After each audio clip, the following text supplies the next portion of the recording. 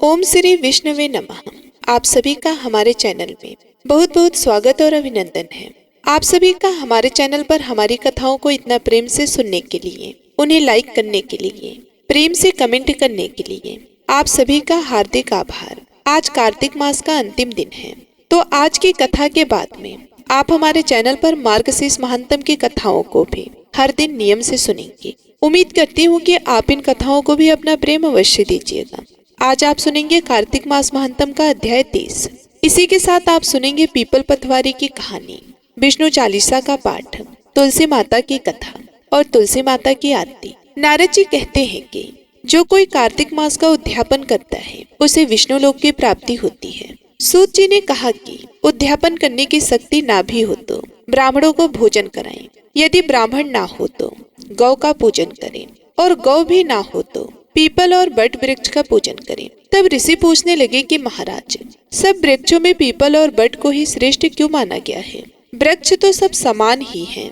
सूत जी बोले कि पीपल भगवान विष्णु का रूप है, वट भगवान शिव का रूप है और पलाश ब्रह्मा का रूप है, इसलिए उनका दर्शन और स्पर्श सब पापों का नाश करने वाला है। ऋषि कहने लगे कि ब्रह्मा विष्णु शिव वृक्ष भाव को कैसे प्राप्त हुए?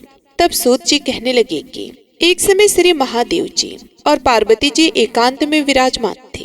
उसी समय देवताओं द्वारा भेजे गए अग्निदेव ने उनके एकांतवास में कुछ विघ्न किया, जिससे पार्वती जी ने क्रोधित होकर देवताओं को श्राप दिया कि तुम वृक्ष हो जाओ। इसी श्राप के कारण से ही विष्णु जी गया में पीपल वृक्ष, शिव जी प्रयाग में अक्षय वट और ब्रह्मा जी पलाश हुए। तब ऋषि पूछने लगे कि रविवार को पीपल का स्पर्श नहीं होता है, शनिवार को अवश्य होता है, इसका क्या कारण है? तब सूत जी कहने लगे कि समुद्र मंथन के समय जब 14 रत्न समुद्र में से उत्पन्न हुए थे, तो उनमें से कौस्तुभ मणि लेकर लक्ष्मी जी ने भगवान विष्णु से कहा कि हे भगवान, मेरी एक बड़ी बहन दरिद्र है, ज्येष्ठ के रहते हुए आप मेरे साथ विवाह कैसे कर सकते हो? तब भगवान विष्णु ने लक्ष्मी जी के वचन सुनकर दरिद्र को उदालक मुनि को दे दिया। दरिद्र का बड़ा मुख, काला रंग, लाल नेत्र, बिखरे हुए केस थे। मुनि भगवान की आज्ञा के अनुसार विवाह करके आश्रम में आए। दरिद्र ने आश्रम में आकर देखा कि आश्रम में वेद और पाठ और हवन हो रहा है, तो इनको देखकर वे व्याकुल हो गई और कहने लगी कि मैं यहाँ पर नहीं रह सकती। दरिद्र ने कहा कि जहाँ पर हवन ना होता हो, वेद की ध्वनि नहीं होती हो, अतिथि पूजन तथा यज्ञ दान तप नहीं होता हो, वहीं पर मैं रह सकती हूँ। नीति धर्म प्रिय वचन, देवता और गुरु का पूजन जहाँ भी होगा वहां पर मैं नहीं रहूंगी। जहाँ पर चोरी चकारी होती होगी तथा सज्जन और ब्राह्मणों का अपमान एवं कठोर वचन बोलने वाले होंगे, मैं वहीं पर रहूंगी। ऐसे वचनों को सुनकर उदालक ऋषि अत्यंत दुखी होकर रोने लगे। उनका रुदन लक्ष्मी जी ने बैकुंठ में सुनकर भगवान श्री विष्णु से कहा कि हे भगवान, मेरी बहन पति के त्याग से दुखित होकर रो रही है, उसे जाकर शांत करिए। तब भगवान लक्ष्मी जी सहित वहां पर आए और कहने लगे कि तुम पीपल में निवास करो, पीपल हमारा ही अंश है, इसलिए जो कोई वर्ष भर तक कार्तिक शुक्ल पूर्णमासी को पीपल में ज्येष्ठा का पूजन करेगा, उसके यहाँ लक्ष्मी का वास होगा। जो शनिवार के दिन तुम्हारा पूजन करेगा, उसे सूत लपेटेगा, उसके सभी मनोवांछित कार्य सिद्ध होंगे। परंतु दूसरे रविवार के दिन जो पीपल का स्पर्श करेगा, वह दरिद्री हो जाएगा। ऐसा कहकर भगवान विष्णु जी अंतर ध्यान हो गए। जय श्री कृष्ण। अब आप सुनिए पीपल पतवारी की कहानी। एक बार एक गुजरी थी, दूध दही बेचकर अपने परिवार का वह पालन पोषण किया करती थी। एक दिन गुजरी ने अपनी बहू से कहा कि बहू, आज तो दूध दही बेच कर आ। बहू बेचने गई तो रास्ते में कुछ औरतें पीपल पतवारी सींच रही थी। उनको सींचता देखकर बहू ने पूछा, यह सब आप क्या कर रहे हो? औरतें कहने लगी, हम तो पीपल पतवारी सींच रही हैं, इससे अन्न और धन मिलता है, 12 वर्ष का बिछड़ा हुआ पति भी मिल जाता है। बहू बोली, ऐसी बात है? तुम तो पानी से सींचती हो, लेकिन मैं तो आज से दूध से सींचूंगी। अब गुजरी की बहू रोजाना दूध दही बेचने जाती, लेकिन रास्ते में वह पीपल पतवारी में ही सारा दूध और दही सींच देती। इस प्रकार बिना दूध दही बेचे जब बहू घर आती तो उसकी सास दूध दही के पैसे मांगती। बहू कहती थी, माँ जी, महीना पूरा हो जाने पर इकट्ठे लाकर दे दूंगी। कार्तिक का महीना पूरा हो गया। पूर्णिमा के दिन बहू पीपल पतवारी के पास जाकर उदास होकर बैठ गई। पतवारी ने पूछा कि तुम मेरे पास क्यों बैठी हो? बहू बोली, मेरी सासू माँ आज दूध दही के पैसे मांगेगी। पीपल पटवारी बोली कि मेरे पास पैसे कहाँ हैं, यह भरा डिंडा पान पतरा इसको ले जा। बहू ने वही ले जाकर के कोठरी में रख दिया और डर के मारे कपड़ा ओढ़कर सो गई। सासू माँ आई, बोली पैसे ले आई? बहू बोली हाँ माँ जी, कोठरी में रखे हैं। जब सासू ने कोठरी खोलकर देखी तो देखा हीरे मोती जगमगा रहे हैं। सासू बोली बहू इतना धन तू कहाँ से लाई? बहू आकर देखती है तो सच में ही धन भरा हुआ है।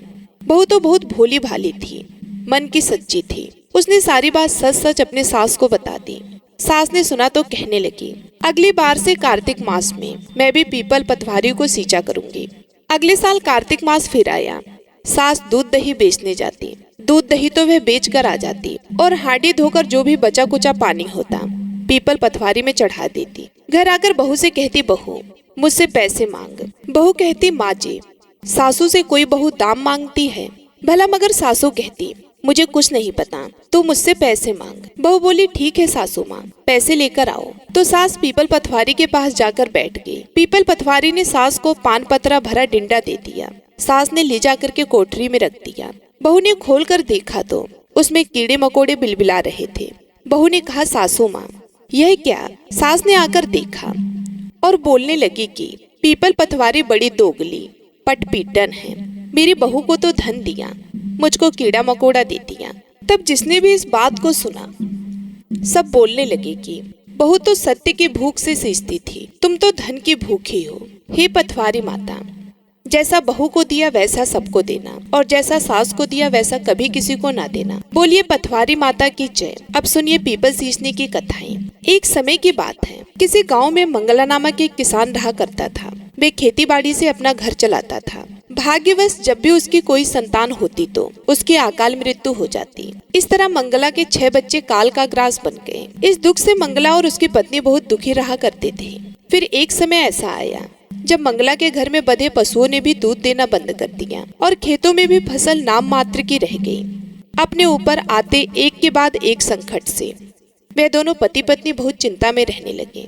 एक दिन मंगला ने देखा कि खेत में लगा हुआ पीपल का पेड़ भी सूखने लगा है।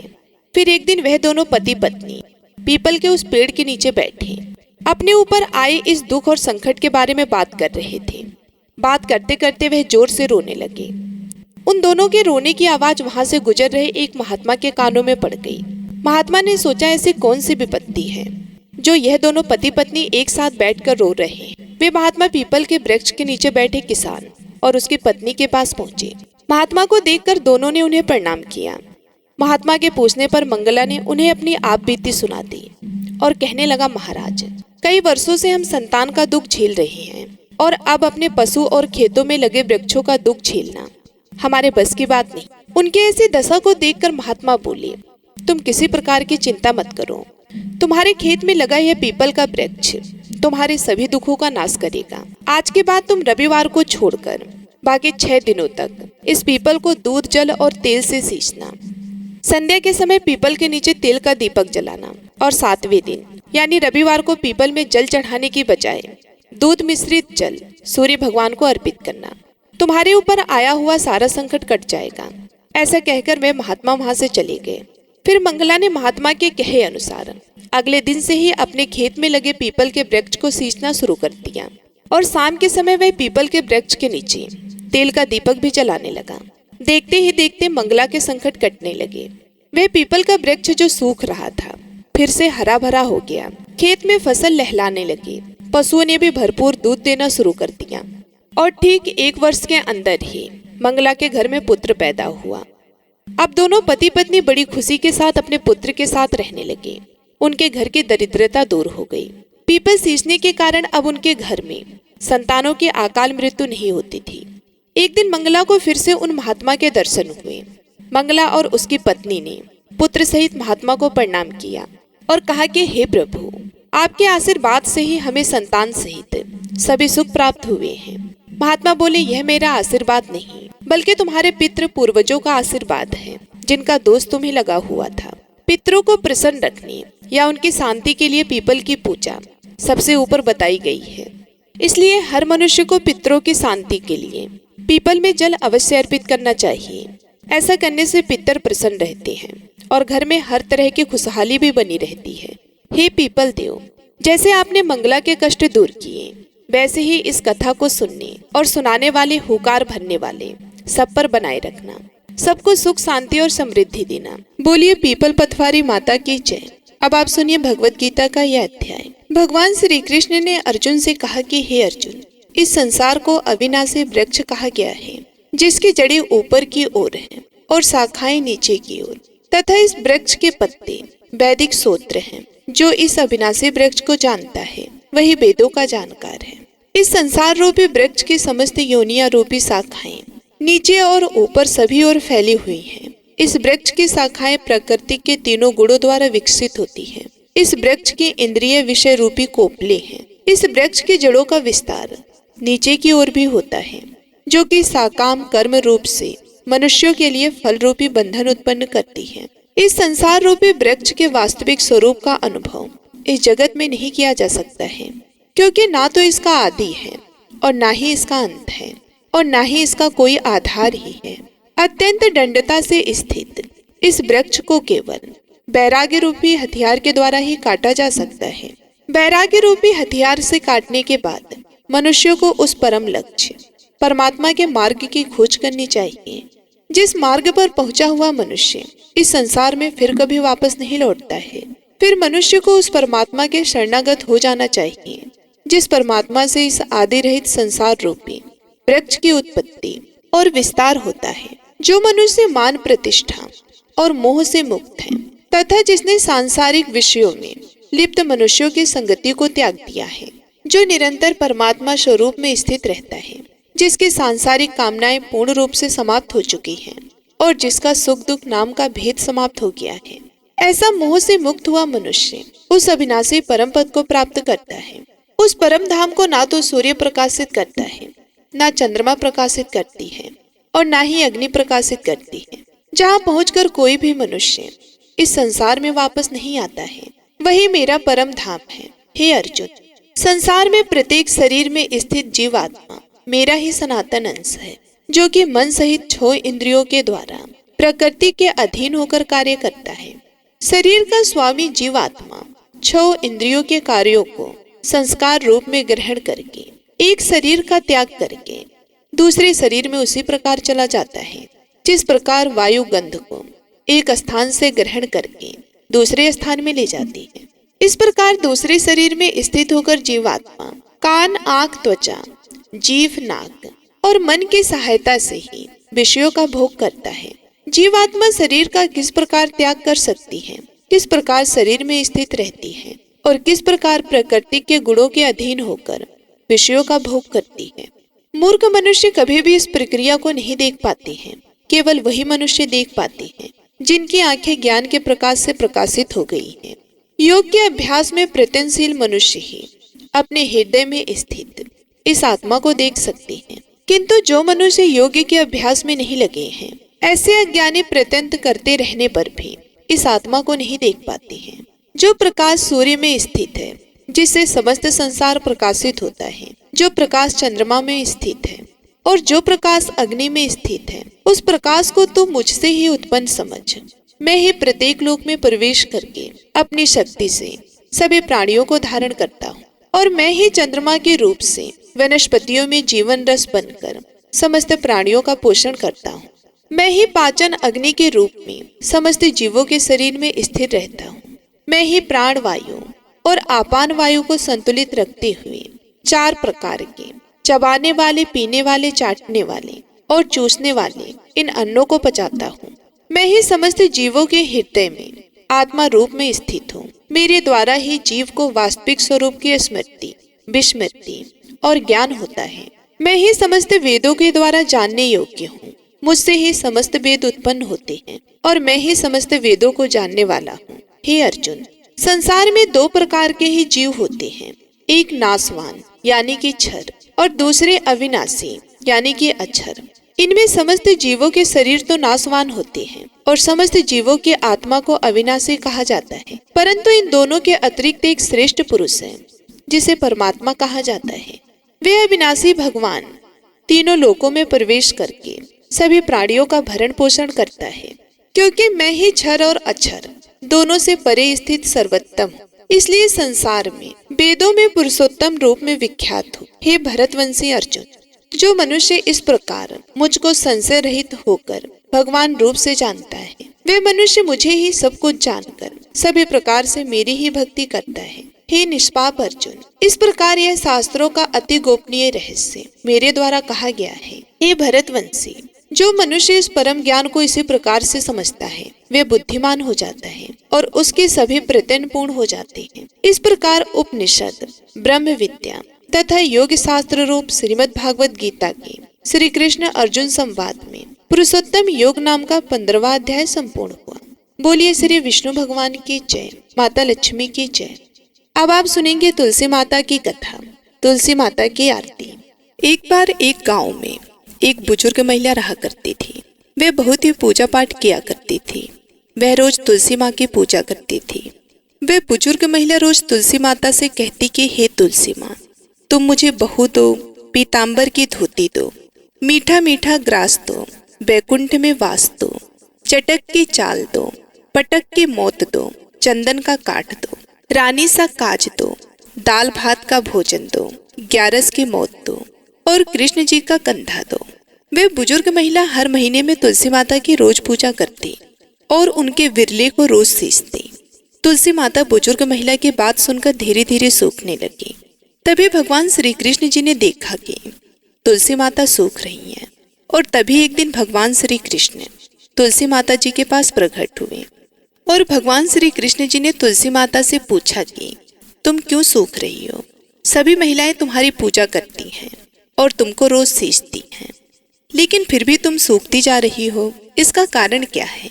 जिसके बाद तुलसी माता ने भगवान श्री कृष्ण जी से कहा कि हे प्रभु, एक बुजुर्ग महिला मेरे पास रोज आती है और रोज एक ही बात बोलती है। कहती है कि हे तुलसी माता सबकी दाता, मैं तेरा बिरला सींचती हूँ, तुम मुझे बहू दे, पीताम्बर की धोती दे, मीठा मीठा ग्रास दे, बैकुंठ में वास दे, चटक की चाल दे, पटक के मौत दे, चंदन का काट दे, रानी सा रास दे, दाल भात का भोजन दे, 11 की मौत दे और कृष्ण जी का कंधा दे। मैं उस बुजुर्ग महिला की सारी मनोकामनाएं पूरी कर सकती हूँ, लेकिन उसकी एक मनोकामना पूरी नहीं कर सकती। मैं कृष्ण जी का कंधा कहाँ से दूंगी? भगवान श्री कृष्ण जी तुलसी माता की बात सुनकर जोर जोर से हंसने लगे और फिर भगवान श्री कृष्ण जी ने तुलसी माता जी से कहा कि तुम चिंता मत करो, जब ये बुजुर्ग महिला की मृत्यु होगी तब मौके पर मैं उसको कंधा दे दूंगा। अब सुबह जब वह पूजा करने आए तब कह देना कि सब कुछ तुम्हें मिल जाएगा। कुछ दिनों बाद वे वृद्ध महिला ठोकर खाकर रास्ते में गिरकर मर गई। पूरे गांव के सभी लोग आए और उस महिला को सभी लोग धर्मात्मा मानते थे। उसको तुलसी जी की डोकरी कहते थे। उसके परिवार में कोई भी नहीं था, इसलिए गांव वाले ने ही उसके अंतिम संस्कार करने की योजना बनाई और उसे नहलाकर जब बैकुंठी पर बिठाने के लिए उसे उठाने लगे तो उसका मृत शरीर इतना भारी हो गया था कि उसे कोई उठा ही नहीं पाया। यह सब देखकर वहां के सभी लोग तरह तरह की बातें करने लगे और कहने लगे कि यह इतना पूजा पाठ करती थी, हर समय माला फेरती थी, इसलिए यह इतनी भारी हो गई है। वे पूरे गांव में चर्चा होने लगी कि डोकरी माई कोई भक्ति नहीं करती थी, यह छल कपट करती थी। हम जिसे धर्मात्मा समझते थे वह पापी है जो कि किसी से भी नहीं उठ पा रही है। यह इसके कर्मों की सजा है।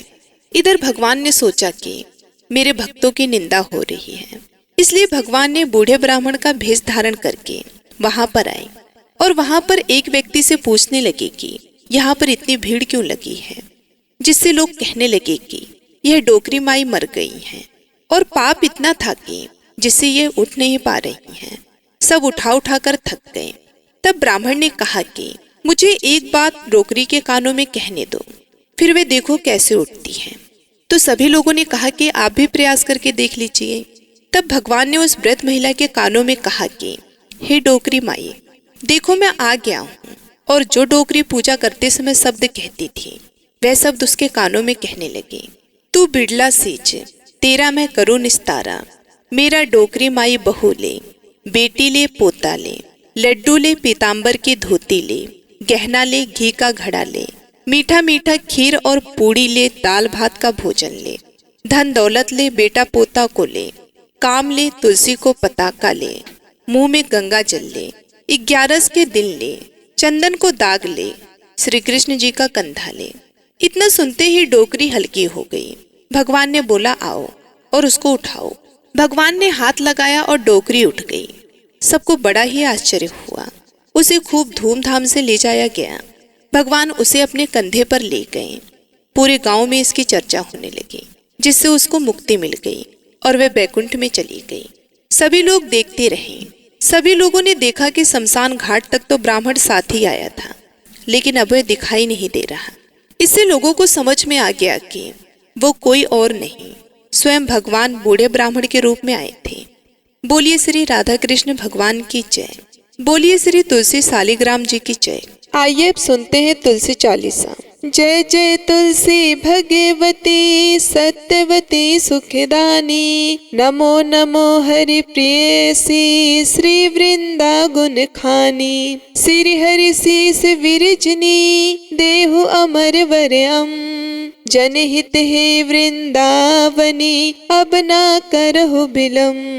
धन्य धन्य श्री तुलसी माता, महिमा अगम सदा श्रुति गाता। हरि के प्राण से तुम प्यारी, हरहि हेतु कीनो तप भारी। जब प्रसन्न है दर्शन दीनो, तब करि जोरि विनय उस कीनो। हे भगवंत कंत मम हो, दीन जानि जन छाड़ो मोह। सुनी लक्ष्मी तुलसी की बानी, दीनो श्राप कद पर आनी। उस अयोग्य वर मांगन हारी, हो बिटप तुम जड़ तनुधारी। सुन तुलसी हो स्रवत ही ठामा, करहु वास तुहु नीचन धामा। दियो वचन हरि तब तत्काला, सुनहु सुमुख जनि हो बिहाला। समय पाई व्यहुरो पति तोरा, पूजहु आस वचन सत मोरा।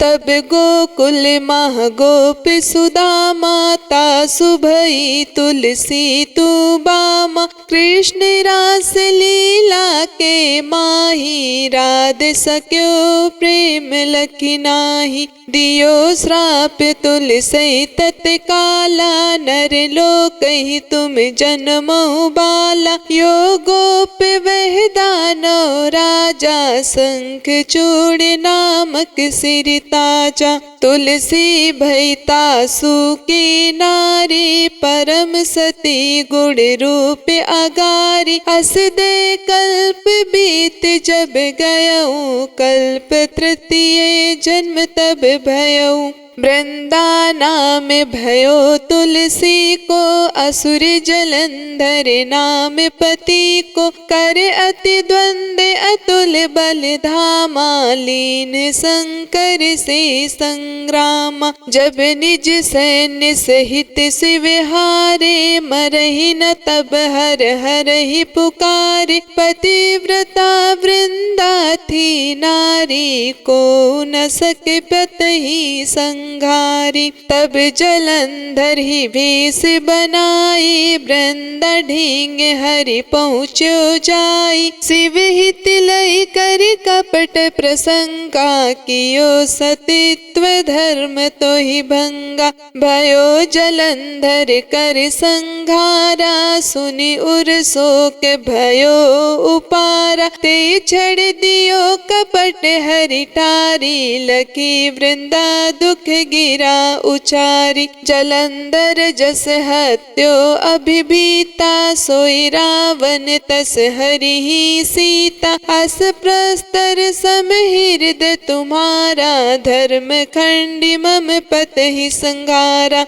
यही कारण लहि श्राप हमारा, होवे तनु पसाण तुम्हारा। सुनि हरि तुरत ही वचन उचारे, दियो श्राप बिना विचारे। लख्यो ना निज कर तूति पति को, छलन चाहो जब पार्वती को। जड़ मत तू अस हो जड़ रूपा, जग में तुलसी बिटप अनूप। रूपा, धग्वे रूप हम साली ग्रामा, नदी गंड के बीच ललामा, जो तुलसी दल हम ही चढ़ई है, सब सुख भोग परम पद पई है। बिन तुलसी हरि चलत शरीरा, अतिशय उठत शीस उर पीरा, जो तुलसी दल हरि सिर धारत, सो सहस्त्र घट अमृत डारत। तुलसी हरि मन रंजन हारी, रोग दोष दुख भंजन हारी, प्रेम सहित हरि भजन निरंतर, तुलसी राधा में नहीं अंतर। व्यंजन हो छपनौ प्रकारा, बिन तुलसी दल नहरहि प्यारा, सकल तीर्थ तुलसी तरु छाही, लहत मुक्ति जन संशय नाही। कवि सुंदर इक हरि गुण गावत, तुलसी निकट सहस गुण पावत, बसत निकट दुर्वासा धामा, जो प्रयास ते पूर्व ललामा। पाठ करहि जो नित्य नर नारी, होहि सुख भासै त्रिपुरारी, तुलसी चालीसा पढ़ी तुलसी तरु ग्रह धारी, दीप दान करि पुत्र फल, पावै बंधु नारी। सकल दुख दरिद्र हरि, हार है परम प्रसन्न, असि है धन जन लड़ही ग्रह, बसही पूर्णा अत्र, लाही अभिमत फल जगत, महलाई पूर्ण सब काम। जहि दल अर्पहि तुलसी तह, सहस बसहि हरि राम।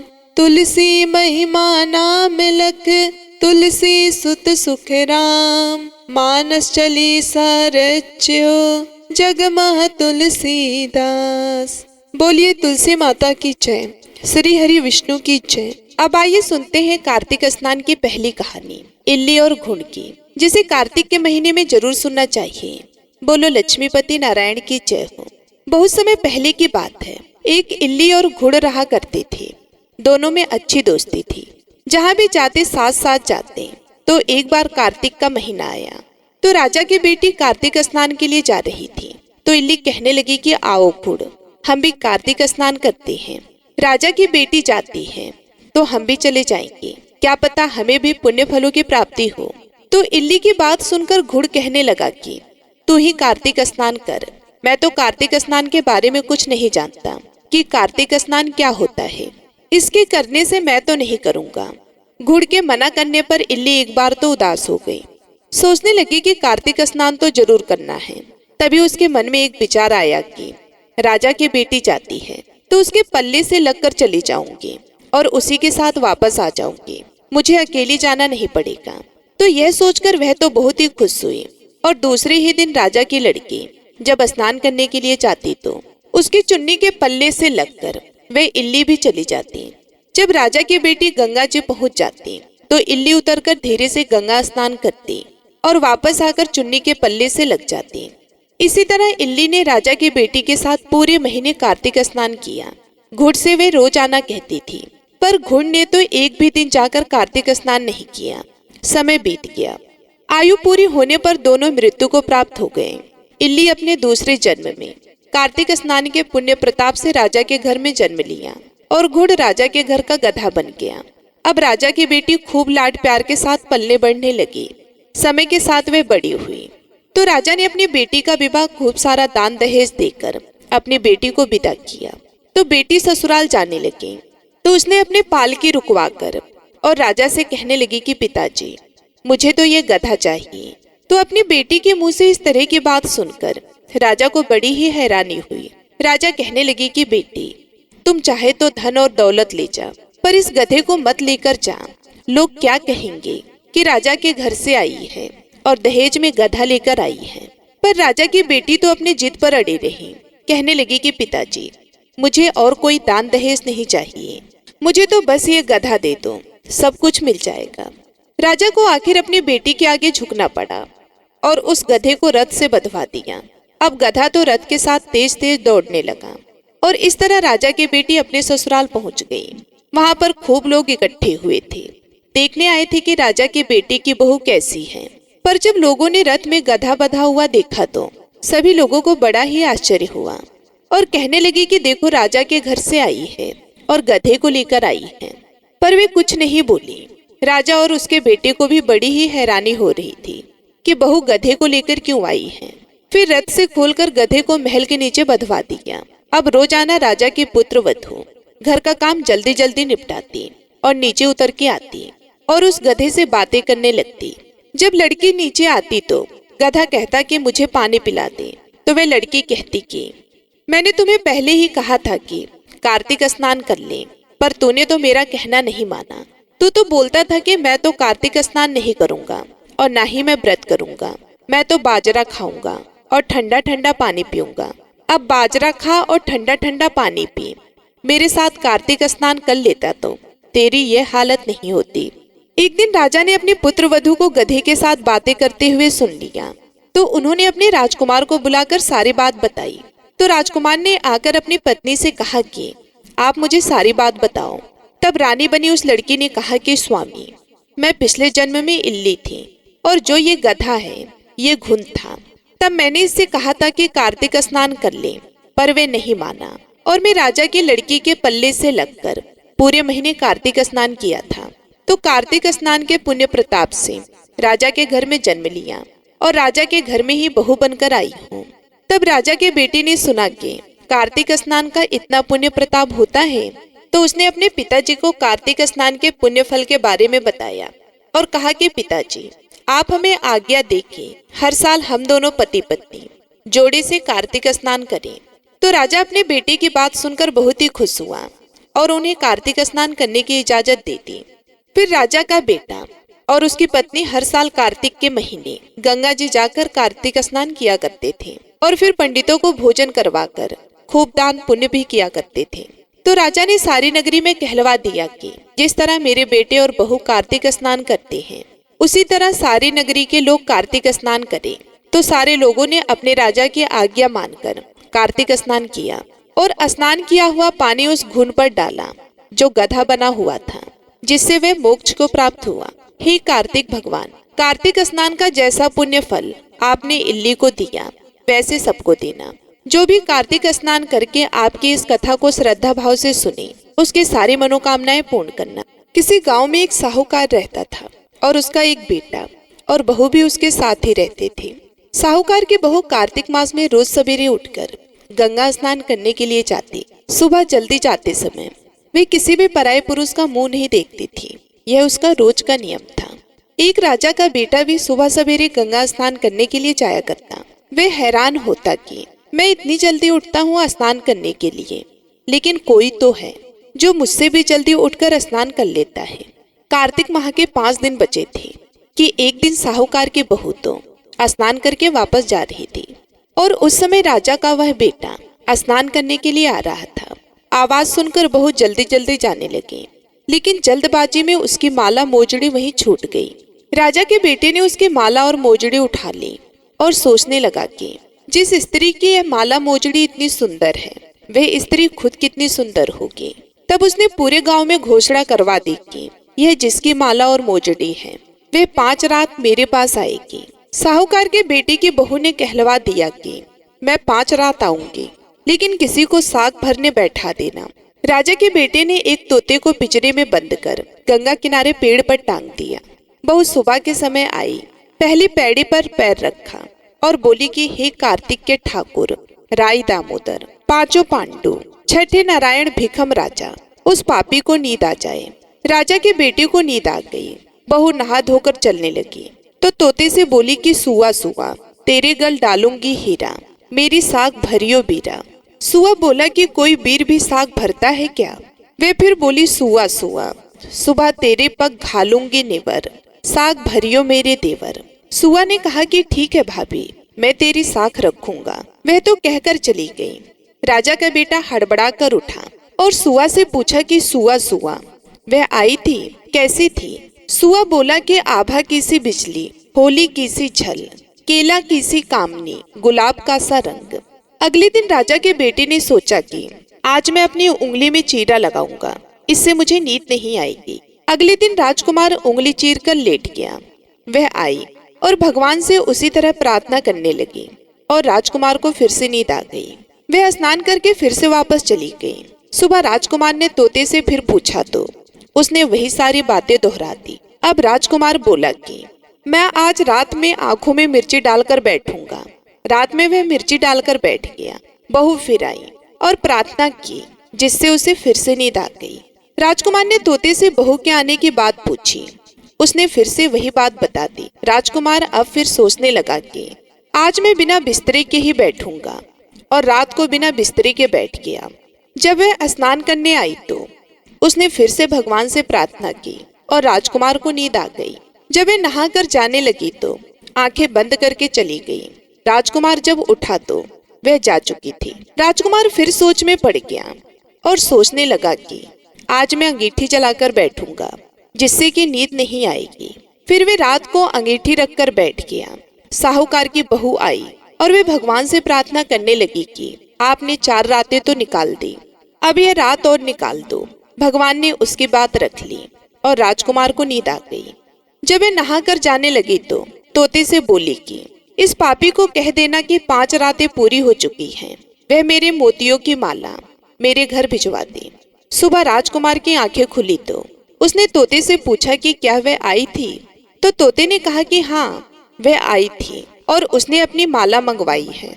यह सुन राजकुमार सोचने लगा कि वह तो सच्ची थी, तभी तो भगवान ने भी उसका सत्य रखा। कुछ समय के बाद राजकुमार को कोढ़ हो गया। राजा ने ब्राह्मण को बुलाकर पूछा कि मेरे बेटे का शरीर क्यों जल रहा है। ब्राह्मण ने विस्तार से सारी बात राजा को बताई कि इसने क्या किया था।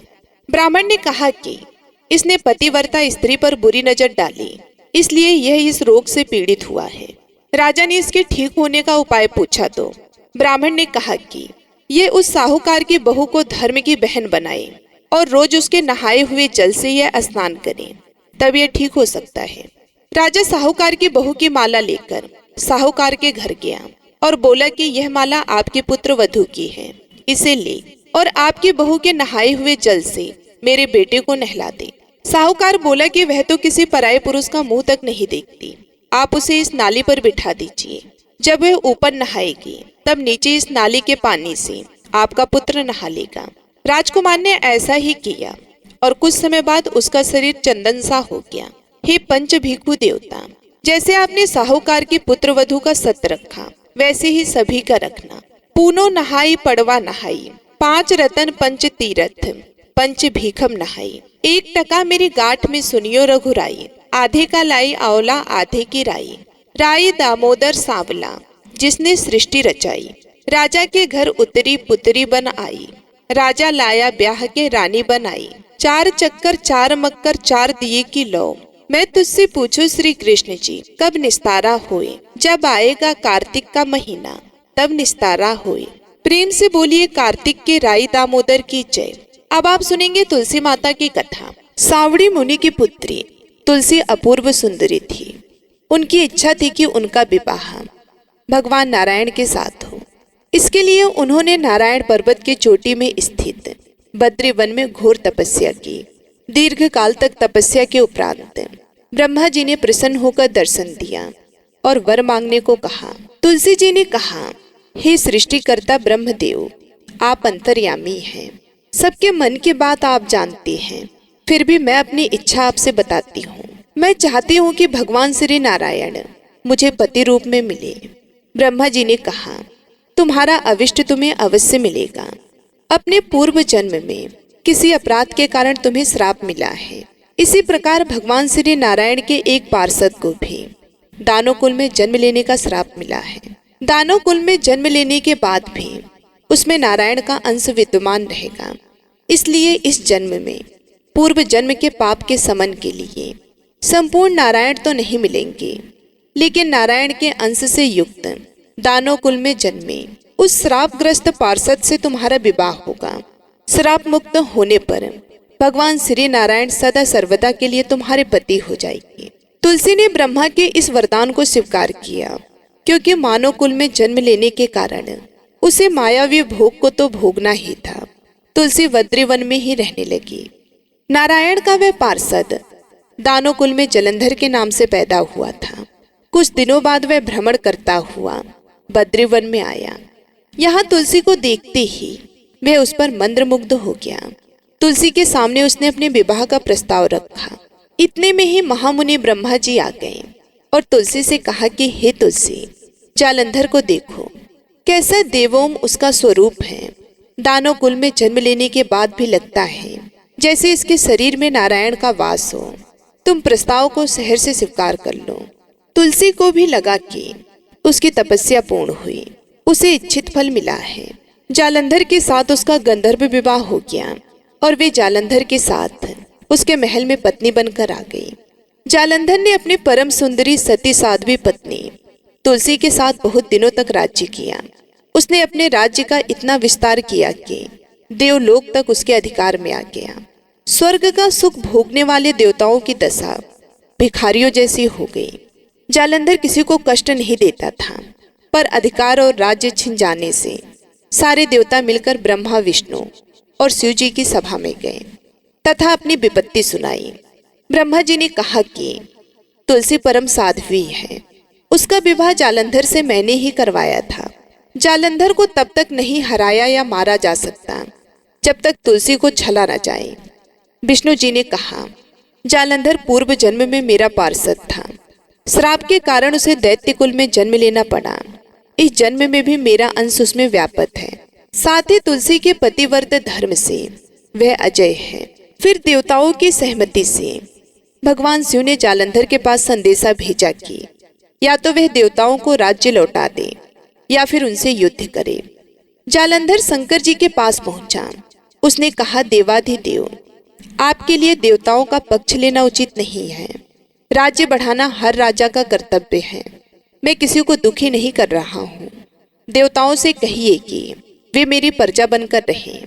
मैंने आपका कोई भी अपमान नहीं किया है। हमारा आपका युद्ध शोभा नहीं देता है। अगर आप हार गए तो बड़ी लज्जा की बात होगी। मैं हार गया तो आपकी कीर्ति बहुत अधिक नहीं बढ़ेगी। भगवान शंकर फिर हंसने लगे। वे तो सब रहस्य समझते थे। तुलसी और जालंधर के पूर्व जन्म के श्राप की अवधि लगभग पूर्ण हो चुकी थी। फिर शंकर जी बोले, इसमें कीर्ति और लज्जा की बात नहीं है। तुम देवों को राज्य लौटाकर उन्हें उनके पद पर प्रतिष्ठित होने दो। युद्ध से बचने का यही एक उपाय है। जालंधर ने कहा, मैंने युद्ध के बल से देवलोक जीता है। कोई उसे युद्ध के द्वारा ही वापस ले सकता है। यह मेरा अंतिम उत्तर है। अब मैं जा रहा हूँ। ऐसा कहकर जालंधर चला गया। उसने अपनी पत्नी तुलसी को सारी बातें बताई और कहा कि कर्म भोग सब काल सूत्र में बंधा है।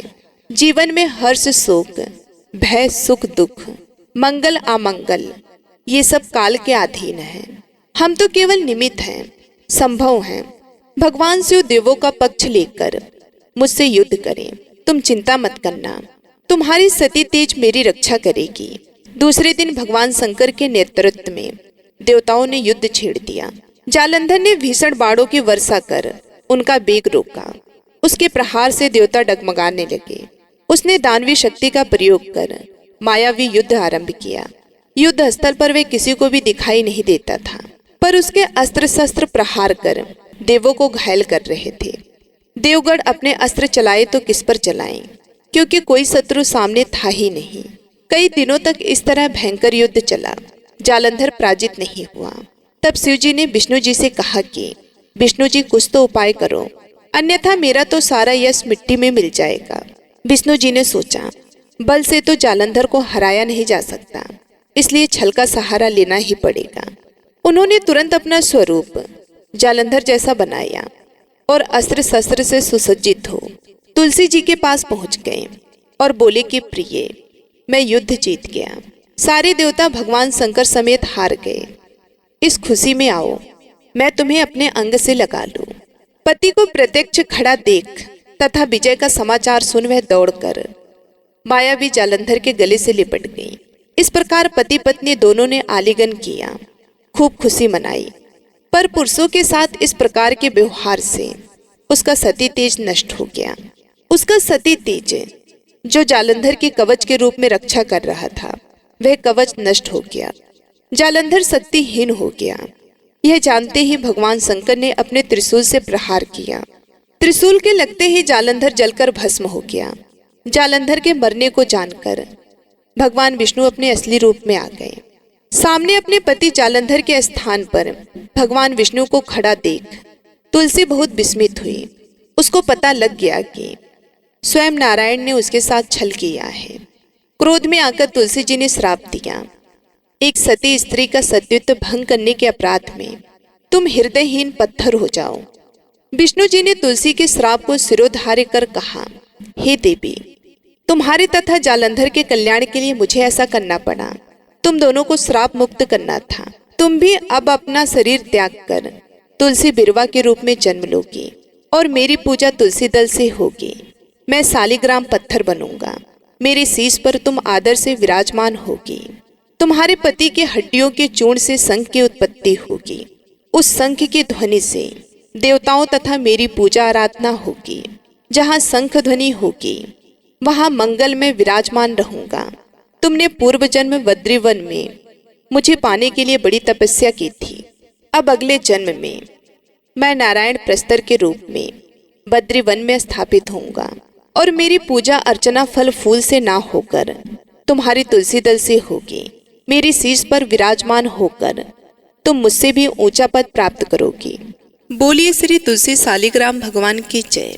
बोलिए श्री लक्ष्मी बद्रीनाथ भगवान की जय। अब आइए सुनते हैं लप्सी और तपसी की कथा, जो कि हर व्रत के बाद में अवश्य सुनना चाहिए, क्योंकि ऐसा कहा जाता है कि बगैर लप्सी और तपसी की कथा सुने बगैर कोई भी व्रत कथा पूर्ण नहीं होता।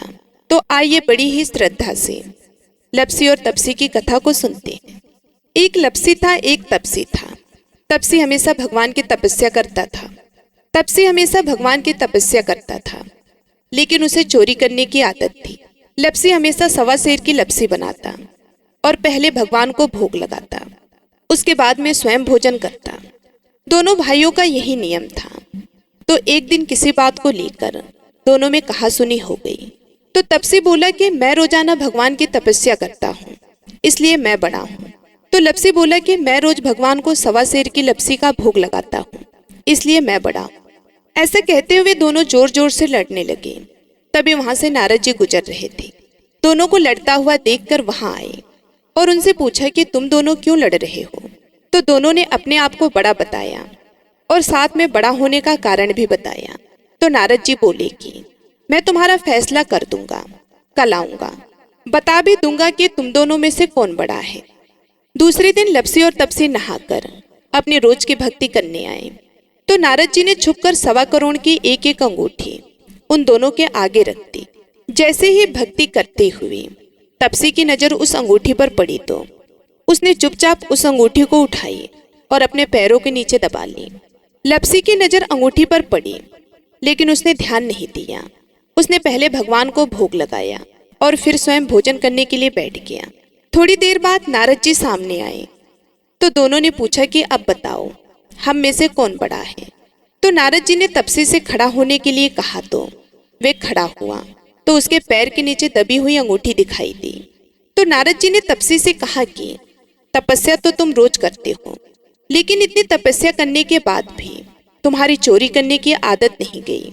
ये अंगूठी मैंने ही तुम दोनों के आगे रखी थी। मैं ये देखना चाहता था कि तुम दोनों में से किसके मन में लालच है।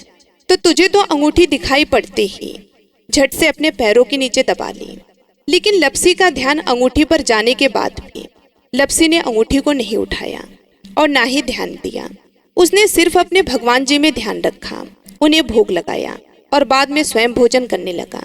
इसलिए लप्सी बड़ा है और तुम्हें तुम्हारी तपस्या का कोई भी फल मिलने वाला नहीं है। जितनी चाहे मर्जी तुम तपस्या कर लो, तुम्हें इसका कोई भी फल नहीं मिलेगा। तो तपसी को यह सुनकर बहुत ही दुख हुआ और वे शर्मिंदा होकर नारद जी से माफी मांगने लगा और कहने लगा, आज तक की मेरी गलती माफ करो और मुझे बताओ कि मेरी तपस्या का फल कैसे मिलेगा। आज के बाद कभी भी मैं चोरी नहीं करूंगा। तो नारद जी ने कहा कि यदि कोई गाय और कुत्ते को रोटी नहीं बनाएगा तो उसका फल तुझे मिलेगा। यदि कोई आदमी ब्राह्मण को भोजन करवा कर उसे दक्षिणा नहीं देगा तो उसका फल भी तुझे ही मिलेगा। अगर किसी को सूत वाली साड़ी अगर हम देते हैं, उसके ऊपर अगर भेंट स्वरूप कुछ रुपए नहीं देंगे तो उसका फल भी तुझे ही मिलेगा। अगर कोई व्यक्ति दिए से दिया जलाएगा तो उसका फल भी तुझे ही मिलेगा। अगर कोई औरत आंगन लीप कर चौका नहीं लीपेगी तो उसका फल भी तुझे ही मिलेगा।